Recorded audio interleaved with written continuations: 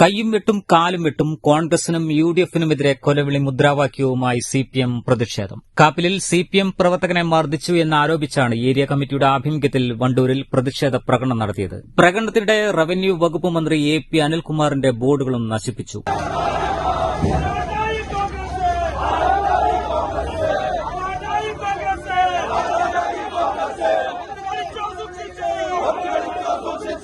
കാപ്പിലിൽ തുടർന്നുവരുന്ന അക്രമ സംഭവങ്ങളുടെ ഭാഗമായാണ് പ്രതിഷേധ പ്രകടനം നടത്തിയത്.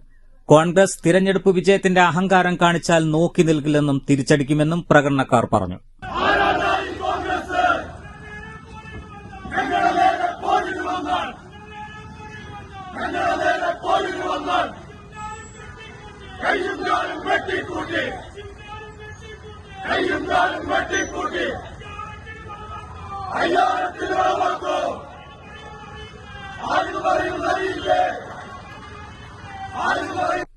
News bureau, Wandoor.